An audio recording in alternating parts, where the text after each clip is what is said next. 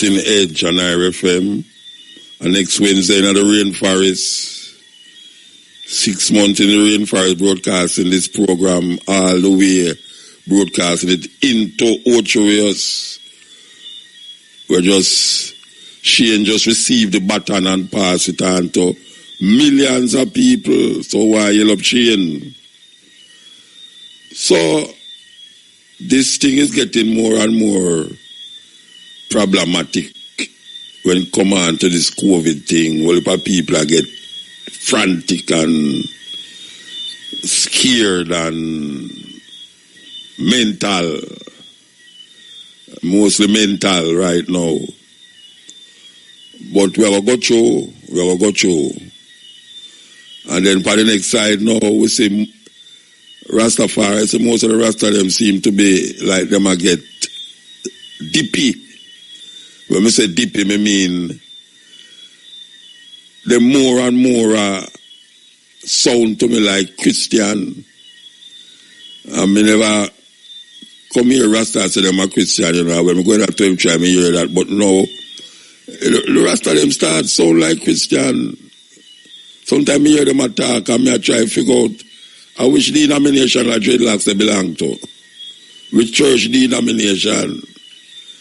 But it's really strange because Rasta, this revolutionary force is supposed to come tumble over the system and create a new order for certain levels in terms of philosophical and spiritual.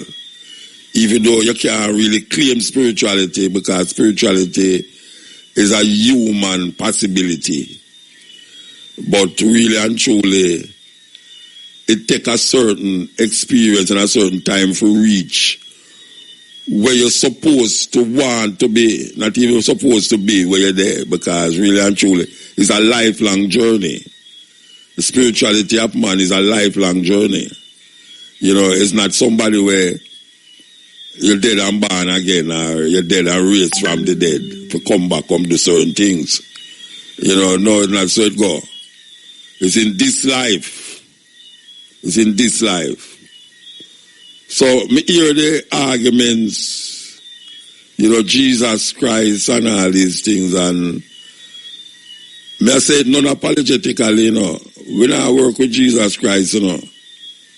Yeah, we not work with Jesus Christ, and that guy lick a whole heap of head. Because a whole heap of man hear Rasta say, Haile Selassie is the second coming of Jesus Christ. Me not them joke there. Me not in those joke. You know, see it? Me not them joke there. Because we never come in a Rasta to come here about Jesus Christ again. After we know, say, the man, they make up some things and dash per way. Before we go to the root of the conversation, we are listening to them third and fourth hand views. So we don't really into the Jesus thing. And we're not praying to no Jesus and says Haile Selassie we are praying to. Because we're not even praying to Haile Selassie neither. I don't go to bed and say, oh, Haile Selassie what in Zion. I don't say those things. You know, because this is a revolution. Rastafari is the answer to white supremacy and colonialism. That is where it was bound for. A man come try to change it now in a one love, one heart, let's get together and be all right and all them something like him want have a 24/7, 56 weeks, 360 odd days a year, 2,000 years in a millennium, and really claim it as redemption because him can facilitate certain music. Yes. Because most man now, because him have facilitate certain music, him feel says this right there. Most Rasta are no musician. Most Rasta is not musician. Sorry for disappoint you. Most Rasta is not a musician.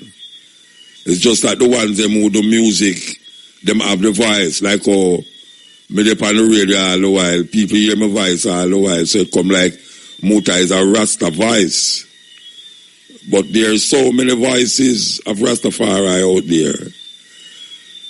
But we really have to come to grips with the theology and the philosophy where Rasta supposed to deal with. And at this time, yeah, and even at this time, given the COVID sensibilities, that is creating certain hardship and certain levels of scaredom.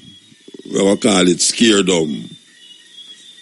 We need to get a grip of ourselves as Rasta. We need to get a grip, man. We can't continue going like we never did reach a certain level. We reach a certain level, so we are going like we reach over Jordan and want to turn back. We not turn back. We not have a search for River Jordan neither. We are create our own river. And we not sit down by no rivers up no Babylon.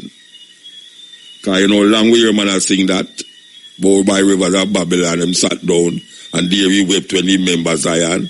And the wicked carry us away in captivity, required us a song.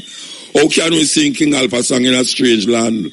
Yet still every day a man make a song about Jah Rastafari. We have to figure it out, you know. We have to figure it out. We have to figure it out. This is the cutting edge on IRFM. There with you. Yes. We have to be straight like an arrow. Yeah, man, we can't just go this one and go this one and make the wind just a lick back over this like some boat. We don't have no rudder. We have to straight like an arrow, man. So if you deal with the thing, just deal with the thing. Nobody go around and I come back around and I go around like circles. You know, you go around in circles and go around in circles. No, straight. Leonard Owil. Sure with that. Marcus Garvey. Yeah, man. The man there sure with certain things. Some people don't even know about Leonard Owil. You hear about Leonard Owil, you don't even know who is Leonard Owil. You know, you have Martimo Plano. Yeah, man. The man they stand up. What we call no Bono G. Like rock of Gibraltar. Them stand up there and no move. You them are going like them are skid out the thing, a pretty out the thing. Yeah, like a pretty thing are going, you know, Cha-Cha Rasta. You know? It's weird. It's weird, man. No, sir. Do you have a picture of His Majesty Rasta? Yes, I am, Jalil. And do you have a picture of His Majesty Dread? Yes, I am. Jah is within I. And do you have a picture of His Majesty Rassis? Alright, sit up on his throne. Yes. We're not equating Haile Selassie with no one. Because we cannot make Haile Selassie lesser or greater than who him is. So all the names them where you put on him, you know, all the names them where you attach to it, cannot make him greater or lesser than who him is. So just accept him just like that. You don't have to send him gone 2,000 years ago. You don't have to talk about him dip and cross and come back. All them little illusions is not necessary in Rastafari. Rastafari is facing the reality of life. Rastafari is showing African people that there is another way to look at life in the Western world. So we go to the root of mankind, which is Ethiopia. We go to the root of man, which is Ethiopia. And we find something that is binding us together to make our life here in this part of the world and this farmer slave plantation island more meaningful and more purposeful to understand ourselves. And we have people who have guided us over the years. Man like Marcus Garvey, who say Africa for Africans, those at home and those abroad, who make you recognize that it's a simple journey, but you have to make up your mind to take the journey. Because one one step and you tumble. One step and you can tumble. Yet still them say 1,000 miles start with that one step. And a whole heap of man tumble, you know. Whole heap of man tumble, but the journey continue even if you tumble and can't bother. It's just so it go. So we continue the journey. This is the Cutting Edge on IRFM. We're there with you.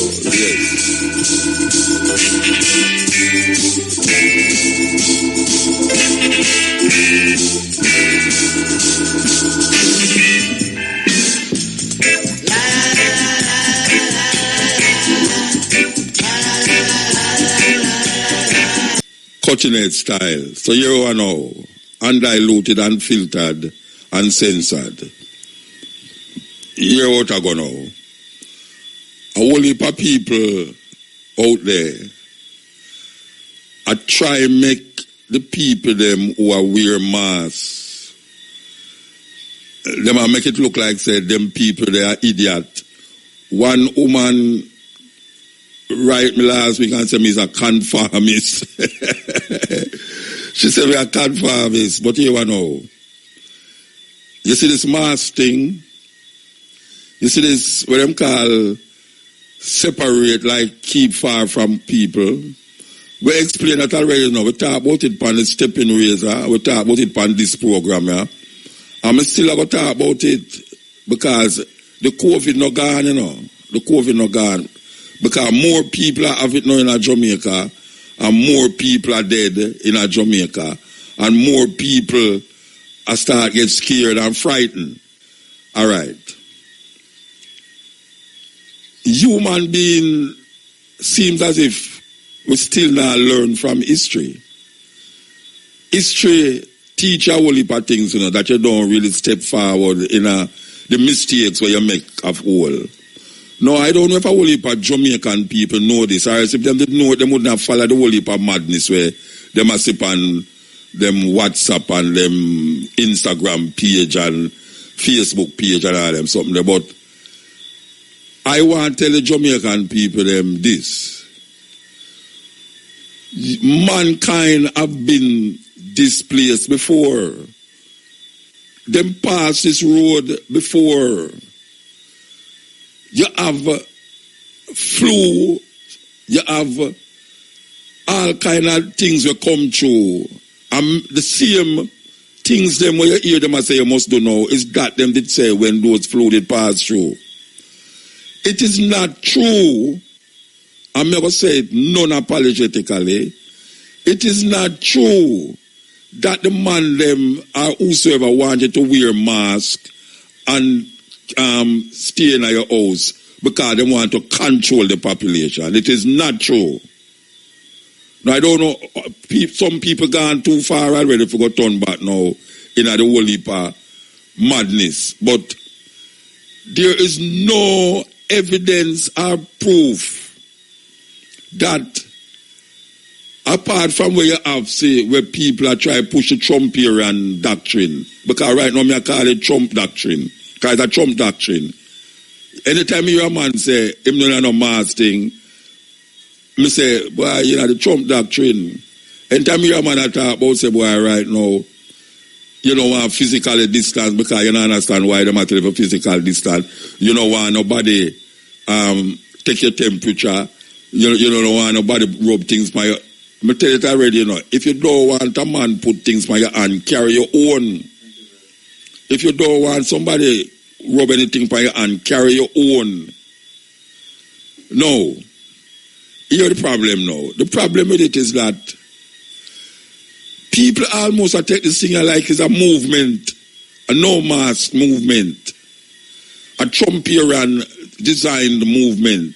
But Trump now, as the most so-called, most powerful man for earth, according to what the American them say, because he refused to wear mask and he make thousands of people now wear it. We over here so jump on it and attack damn foolishness about mask, go kill you off and mask. Look here. Every pandemic we pass through earth, them show you that the mass thing is something that work. I mean, I just look on what these guys are saying, all the CDC guys are saying. Coming definitely not look on what Trump do. But me not just listen to CDC and World Health Organization. Me look on historical things that happen. You know, the flu them will pass through. You have flu will pass through and kill millions of people more than this one, you know. Because this one must have gone about 1 million. In America, it gone 200,000. But the same thing will lick America in the 1918s or something which part it there. It's the same thing I hit them now with 200,000 people dead in America because them never take heed to what they must do to prevent the thing from spreading. So them start come up with some weird things now like herding and all these thinking just make the thing kill everybody. Make the thing kill who to want to kill. And then you will get the thing, stop travel. It's a madness. Anybody where you hear say that, it's madness. It's American talk that. It's an American talk. We are tell people, say, boy, right now, herd. You just pile up the people them who more receptive to it and help them and then make everybody run go out, them mass or no mass. Make them run go out, do them do. It's madness. It's madness. There is things that can prevent it from spread. Common sense should have show you that. Common sense can show you that there's certain things that the virus is not a living organism. It's not a living thing. But it moves when people move. It moves when people move in the body of other people and contaminate the body and make it easier for the next person to catch it. And everybody can catch it. All when you wear a mask, you can't catch it. But may I say, you see the mask thing, and you see the physical distance thing, and you see the no crowd, don't go in and a whole heap of crowd and everything there. This thing is something that happened before. It's not now it happened. Them never come up with this. No, because they want to control the people them. They want to control the virus. So if me sound like me, I take up for men and people, so be it. It's tough luck if you want to say that. Me I say that there is certain things that can prevent it from move and lessen the sickness and the agony and the pain where a whole heap of people have got through and the whole heap of mental this and now me and my wife a reason a while ago. And she said, it not go work if them door open the place and the people them, I tell the people them for wear masks. Listen to what she say, you know. I should have really wake her up out of bed, make she come up, check out about it, you know. Anyway, she say, it not going to work if the people them don't have no work and them tell them must wear the mask. So all you have to do is get the people them for wear the mask and open up the place. It's simple. And me agree. Open up the place, but make sure that the people them have, you know what that means? That means you have to go make the mask mandatory because these people don't have to talk about Bill Gates and this and this and that. Them not going to do it. So you have to make it as other countries mandatory. Other countries do it. They make it mandatory and open up the place. Yeah, them say in a certain country, Taiwan and all them places, them don't close down the place.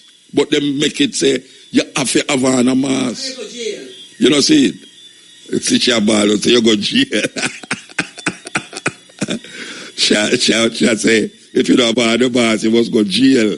Because then you're going to cause the place to open up. All right. So, I agree with it. But you see, Jamaican people now, we're gone so deep in the foolishness, you know, that you can't tell people certain things that say, look, you know, if everybody are wear the mask, you know, see it. You could have any party and still keep a distance away from them and have the party said way, but most Jamaican people now, because I tell them about party now, everybody bungalow up on one another, and so some people have no mask, like Trump meeting them. Because if you look on Trump meeting them, you know, and the people them behind him in the picture of all the mask, you know, but them show you, I think, him now have none. And, hey, you see Trump sing a dance to YMCA. You never see Trump a dance to YMCA. If you ever do a sing YMCA to your anyway. All right, what I say is that the place can open up, you know. The place can open up without the curfew, without nothing, the curfew. But the people have to put on the mask. It's just simple, you know. It's a scientific thing about it, you know. Open up the place, make everybody go out to them door, but everybody put on a mask. What's wrong with that? What's wrong with that? You'd have preferred door, open up the place and more people catch it. And some people have on the mask and some people don't have on the mask. No, sir. Because the mask not going to kill nobody. According to what some idiot people are talking about. Me understand that about carbon dioxide or breathing and something, but you're not having all the mask long enough to get that death sentence. Because look how long you use your cell phone in your ears and you're not getting no death sentence.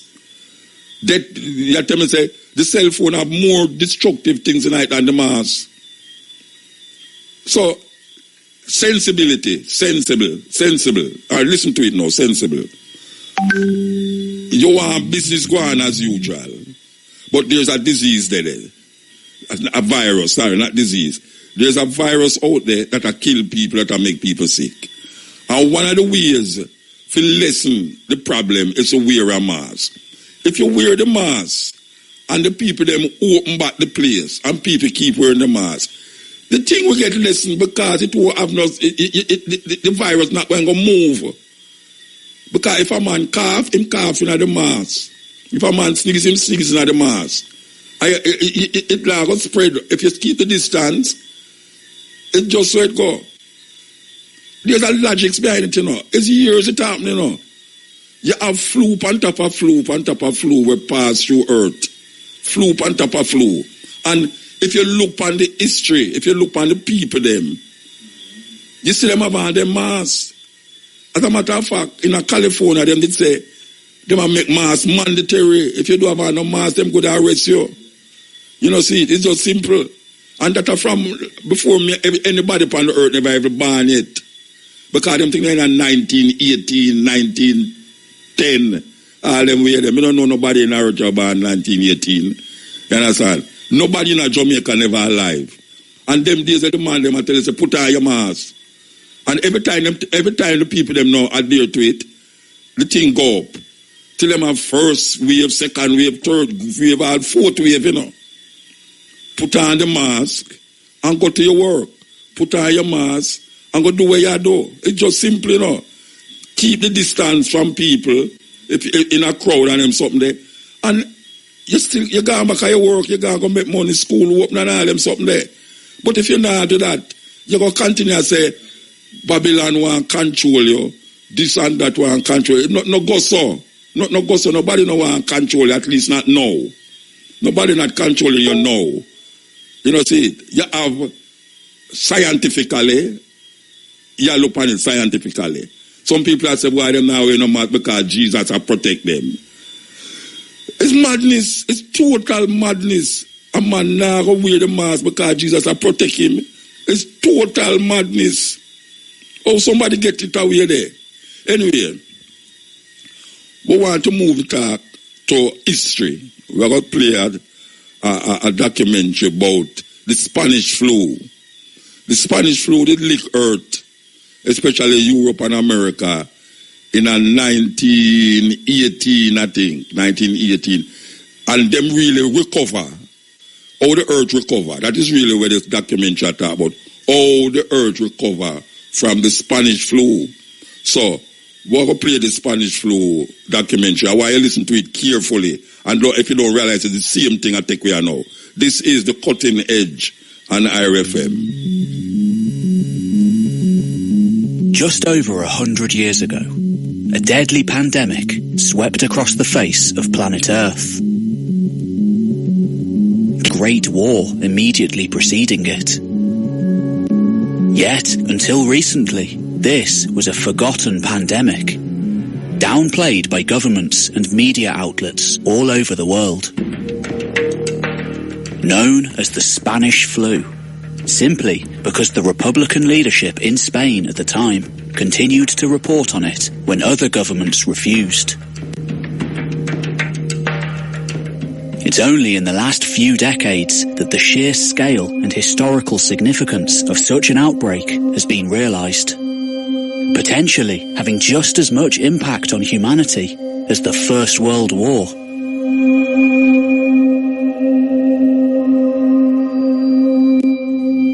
Like earlier pandemics in history, all the way back to the Plague of Athens, the Antonine Plague, the Plague of Justinian, and most famously, the Black Death.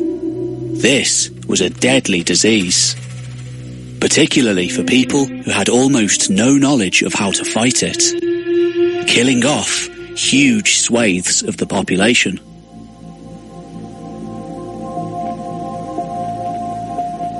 Between 1918 and 1920, somewhere between 1/2 and 2/3 of the world's population were infected, with an indiscriminate death rate of around 5%. Nowhere near that of the Black Death, but enough all the same. In the much more interconnected world of the 20th century, the young affected just as much as the old. On a whole, the majority of people survived, which is precisely why the disease was so deadly, allowing it to spread to every corner of the globe. Yet, after the mass graves were filled, after each one of these deadly plagues in history subsided, the people returned, picked up where they'd left off, recovered. Sometimes finding themselves in much better positions than they'd been in before. After the Black Death in the 14th century, the peasantry in England, fewer in numbers and higher in demand, got a new lease on social mobility. For some historians, paving the way for the emergence of the middle class to come. After the plague in the 17th century, it's been argued that social unrest led to the success of the parliamentary system, the end of absolute power in the hands of a monarch in England. And, of course, after the Spanish flu, we have the Roaring Twenties.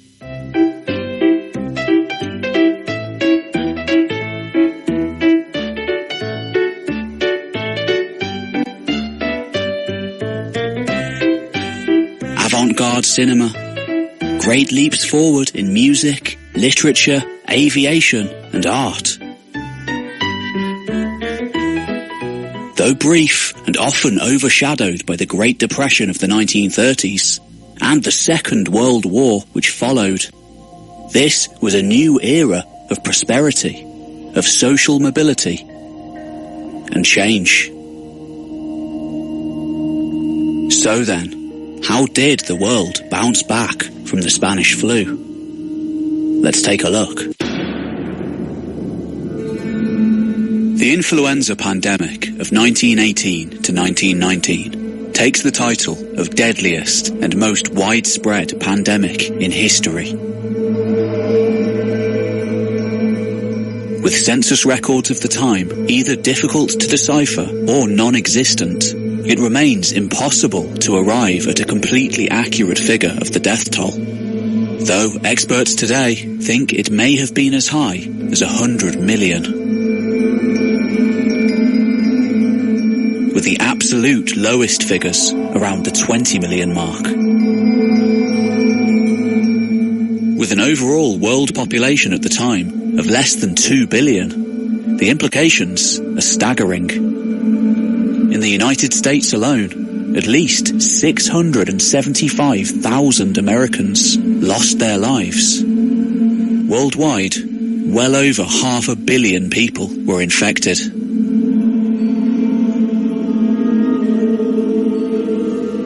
Yet, somehow, despite the major global conflict and the pandemic which followed, much of the world bounced back from the damage with a fury. The US notably surging into the prosperous Roaring Twenties, and even Germany enjoying a brief decade of stability and growth under the Weimar Republic. Until everything changed with the Wall Street crash of 1929. All this in an age before air travel, when most people stayed in one area for their whole lives. So then, how did this virus spread in the first place?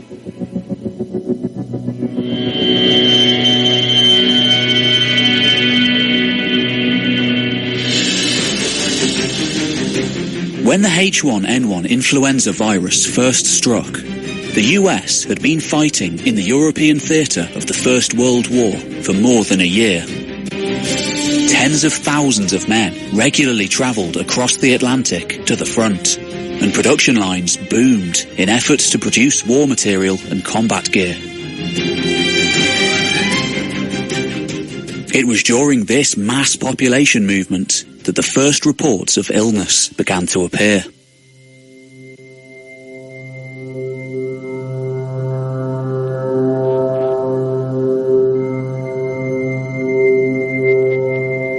First at Fort Riley in Kansas in March, and shortly afterwards, New York. Due to the high population density of soldiers at the camp, the flu spread rapidly, quickly infecting around 1,100 people. 38 of these succumbed to pneumonia. Like any cold or flu, the Spanish flu spread to new hosts through droplets propelled into the air when a person sneezed, coughed, or even talked. Able to survive outside the body for extended periods of time, these droplets could then be transmitted by touch. The movement of people continued unabated, however. The war effort simply could not be halted. No individual had that power. And as the weeks went on and cases continued to appear, Spain became the first country to report widely on the unfolding events, specifically admitting to a growing number of deaths, and even giving coverage to the dire health of the king, Alfonso XIII.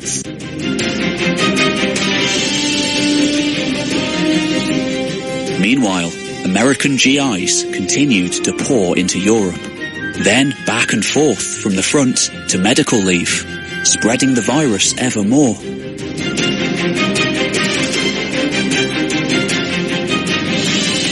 In order to maintain high morale as the war effort swung in favour of the Allied powers, European governments, then having a stranglehold over the media, heavily understated the severity of the disease. Meanwhile, news reports began surfacing from the other European powers, claiming that infection rates in Britain, France, and Germany remained minimal, while neutral Spain was particularly hard hit. Thus, the Spanish flu, almost certainly born on a Kansas farm, was named.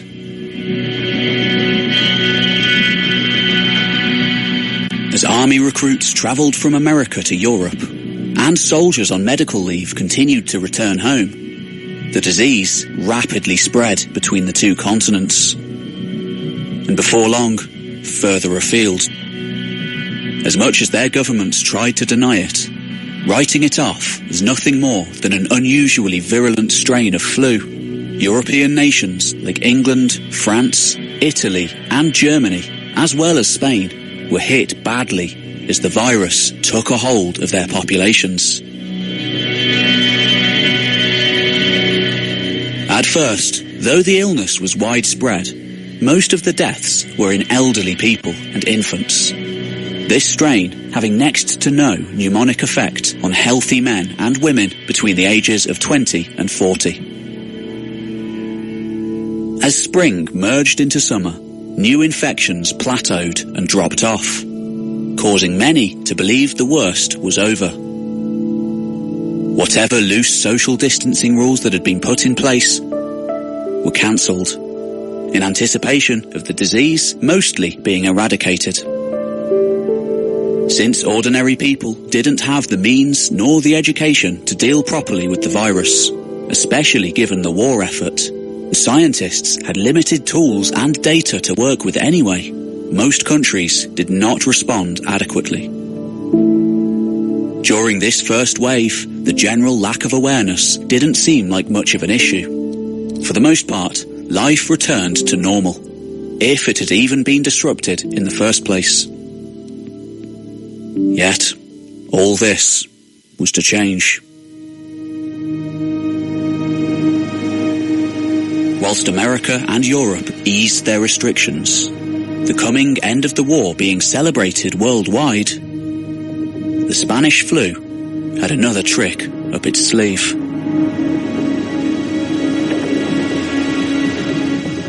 In the medical camps of Europe, filled with tens of thousands of vulnerable, recovering soldiers, a much more dangerous and merciless strain was mutating.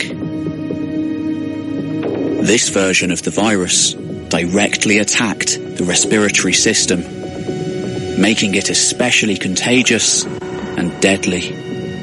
This strain of the flu did not discriminate, with all age groups under threat. When the second wave of Spanish flu dawned in the autumn and the winter of 1918, Europe and America, linked to almost every corner of the globe by an elaborate series of trade networks and imperial colonies, were struck almost entirely unprepared. No effective cures, drugs, or antibiotics were present to combat the sweeping spread of the second wave virus, resulting in a terrifyingly high infection and fatality rate.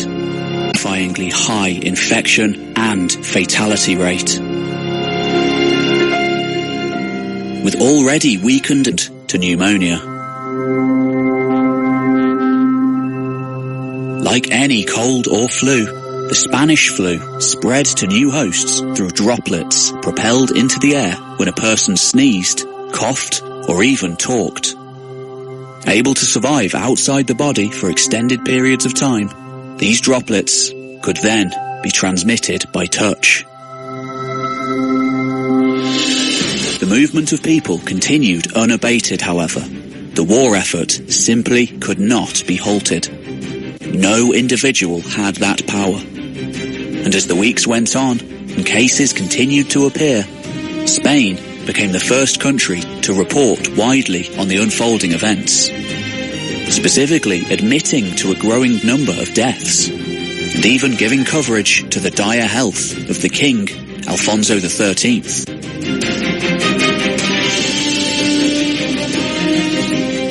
Meanwhile, American GIs continued to pour into Europe, then back and forth from the front to medical leave, spreading the virus ever more.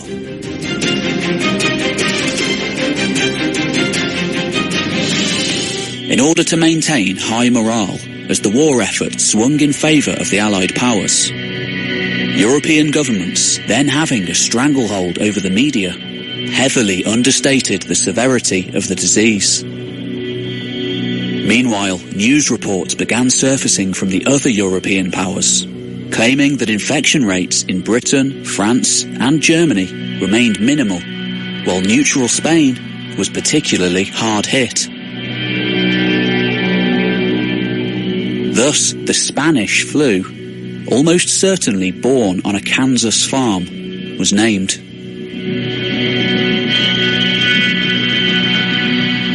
As army recruits travelled from America to Europe, and soldiers on medical leave continued to return home, the disease rapidly spread between the two continents, and before long, further afield. as much as their governments tried to deny it. Writing it off as nothing more than an unusually virulent strain of flu. European nations like England, France, Italy and Germany, as well as Spain, were hit badly as the virus took a hold of their populations. At first, though the illness was widespread, most of the deaths were in elderly people and infants. This strain having next to no mnemonic effect on healthy men and women between the ages of 20 and 40.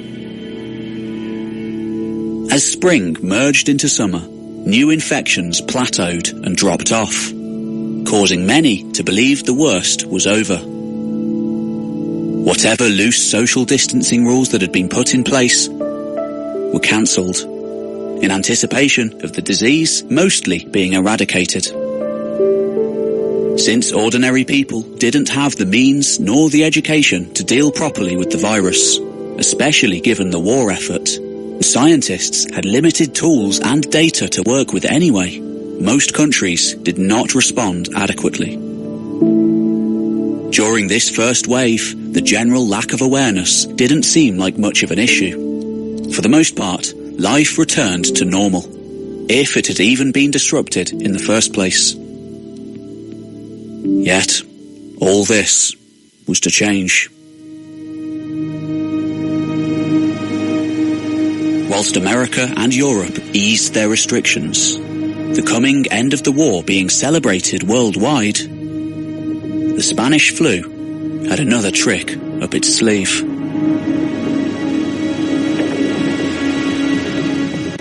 In the medical camps of Europe, filled with tens of thousands of vulnerable, recovering soldiers, a much more dangerous and merciless strain was mutating. This version of the virus directly attacked the respiratory system, making it especially contagious and deadly.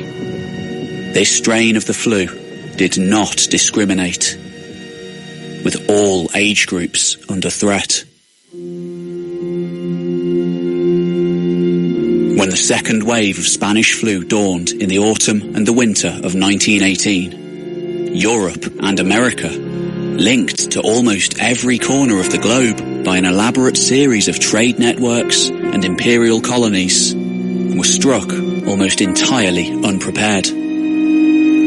No effective cures, drugs, or antibiotics were present to combat the sweeping spread of the second wave virus, resulting in a terrifyingly high infection and fatality rate.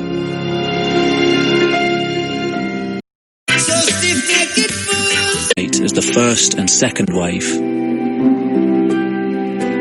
Public transport faced shortages in personnel, and again, many people simply refused to wear face masks or obey social distancing rules. When caught, this earned them fines, and in a couple of cases, bullets from the police forces. Tensions ran hot, often vented as criticism towards governments, sometimes breaking out into all-out civil unrest.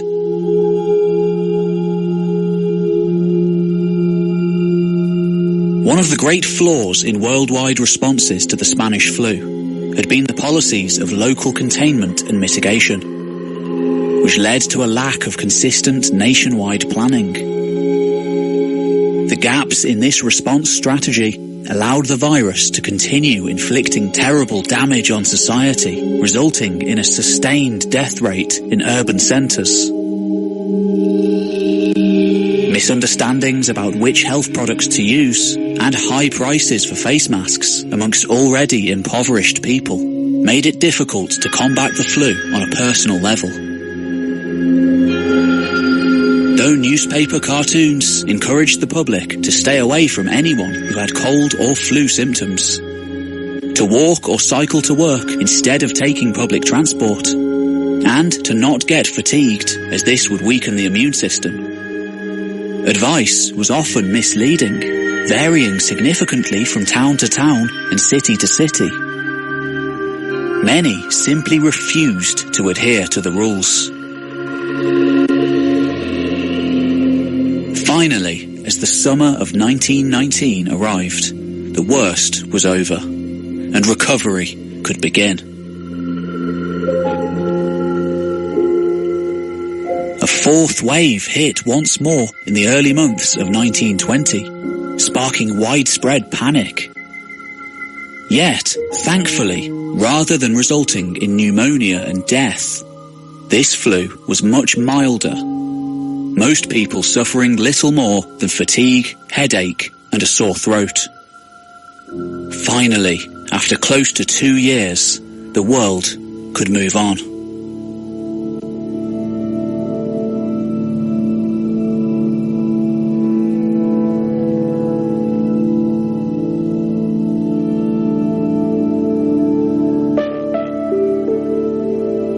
In the immediate aftermath of the Spanish flu, many parts of the world, including the US and Europe, faced economic recession. Between 1920 and 1921, the US was hit particularly badly. Robert Barrow, professor of economics at Harvard University, estimates that the increase in flu-related deaths reduced GDP and consumption in the US by approximately 6%, as well as increasing inflation rates in the economy.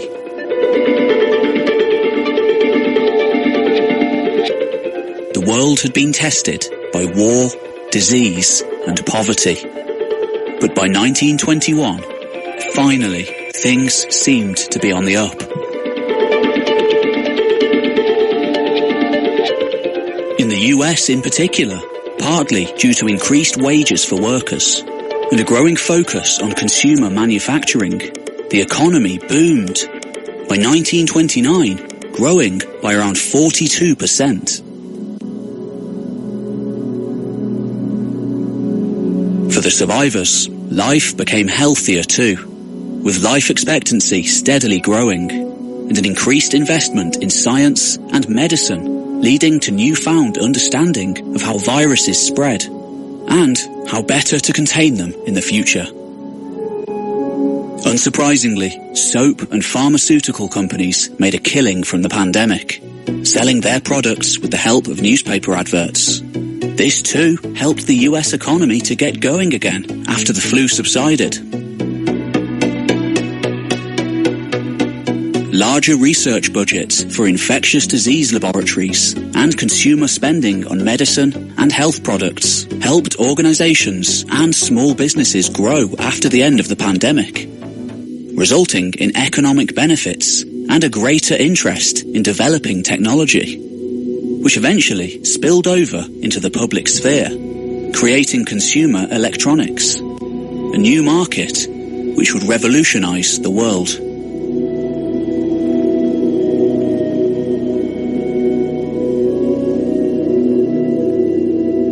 The massive production of materials like guns and artillery shells during the war further catalyzed improvements in factory organization and production line machinery, allowing automobiles, electronics, and other consumer-oriented goods to be manufactured quicker and sold at higher quantities.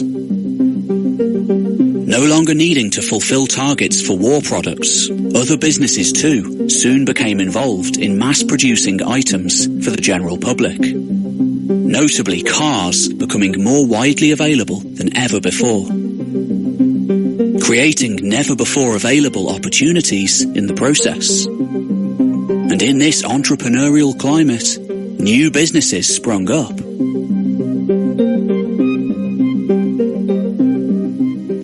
In its mid to late stages, the Spanish flu killed off millions of healthy young men and women. This, on top of the deaths from the war, resulted, in the US at least, in a shortage of workers.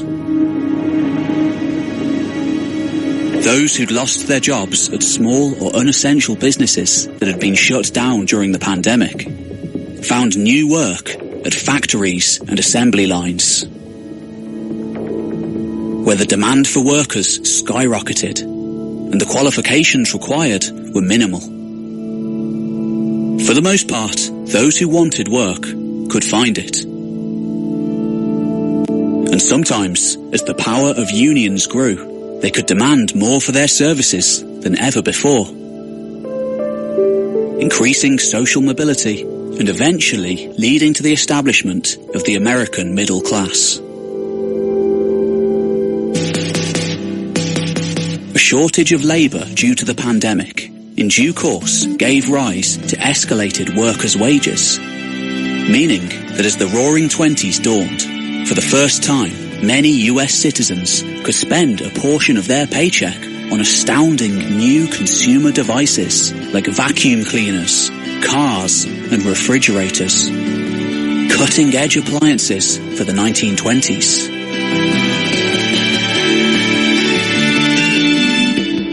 As American capital poured into post-war Europe, this prosperity, to a certain extent, filtered in there too. Even Germany enjoying a brief period of economic boom and social freedom. As demand for fuel skyrocketed, Texas became rich from the oil industry. New roads were built to accommodate cars, resulting in greater mobility and, in turn, better job opportunities. Consumer spending steadily surged upwards. For the first time in US history, more people lived in urban centres than in the country, giving rise to better healthcare access for millions of people, better work opportunities, and the chance to indulge in newly invented technology. So, as an unusual side effect of Spanish flu, workers' wages soared. Increased investments were made in scientific research and technology, better healthcare systems put in place, and greater levels of consumer spending than ever before. The US became a lender for the first time, rather than a debtor.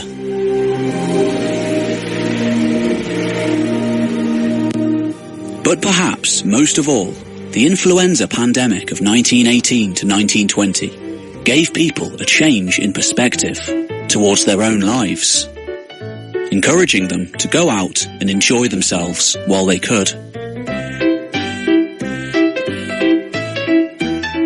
Unfortunately, this heedlessness towards the dangers of economic instability, much like the events leading up to the 2008 financial crash, would create a massive economic bubble. What goes up must come down. In 1929, much of the progress wrought as a result of unbridled laissez-faire capitalism would be undone when the New York stock market suffered its worst collapse in history, ultimately leading to intense poverty and hardship in places like Germany that had been propped up by US. Yeah, man, blessed. Yeah, man, blessed.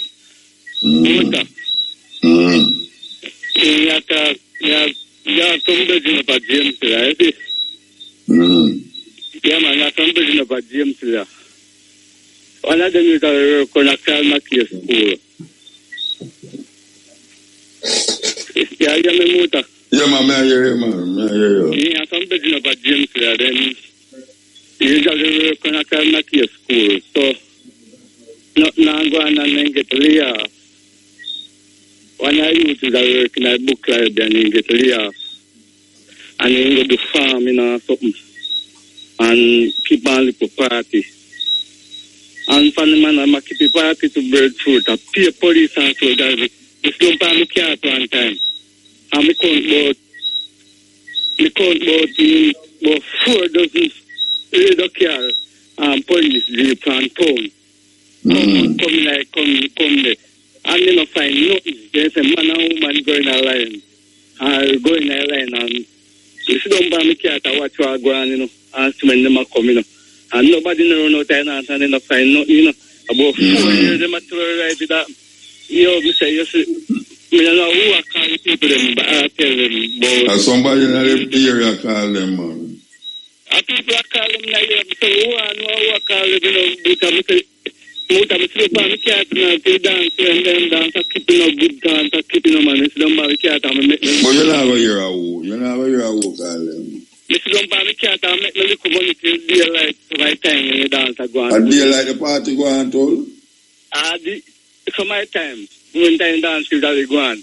I think I know you're talking. And the man then that's Jesus, we in a dog, the man then lock off the dance. And last week, me get up out of my bed, about 7 o'clock, I go to the road. One of my president tell me, say, yo, you know, so then go on the pop star and Baba. So then say them a scammer. I know say man them a scammer, a pumpkin man them plant from school, locking a pumpkin, sitting man them plant, you know, and 2 years one, you know, and that's, and that's... No, they can really have a plant food too, so I mean... 2 years, you know. I used to use them house, you know, I mean, them probably a teacher, I use that, well, you say me in Baba them dead man, boy, you know, feel to them, you know, man. So, you know, say the man is scammer? You know the man is scammer? The man is scammer, man, for him in the wall with their bush. No, I never say the man is scammer. I say, you know the man is scammer? We say, man, with them, man. Also, because you could go and see farming, you know. They are tell you, man, and man, them family big, you know. You know, so when I time, you see, about 15 years ago, me and one couple of come to the end, he got James to primary school. So when I time me you know, back to the walk past in class because James to primary and walk to school yard, and I walk past the school yard. And he my car, they remove me pass. And Mr. Where you call me for? He said, I saw silver in my Jimmy. I said, where you get the silver from? He said, in class, the next time. What? You can't kill that guy as a movie man. And you give me to go give you lady. And when you try silver, them go give in Miss Mommy that I already do that is silver. I tell you, very about Canada. And then you try silver, them go give up. You already got the little brother. And tell him, say, thank you, my son, you'll be a good boy. I know everybody in my police force from over 9 years, from 9 or 10 years, station and Spanish show on board.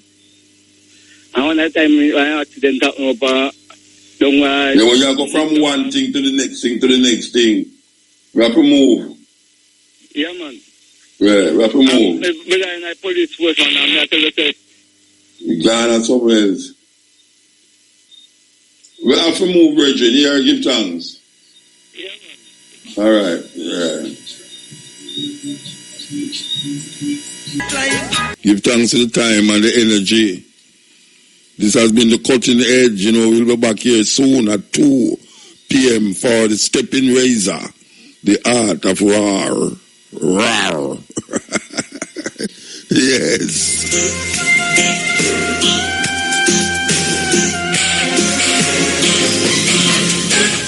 There are several efficient methods for killing a man. So why you look the operator, you know? Why you look the operator? Why you look Shane? Yes. And Nigel.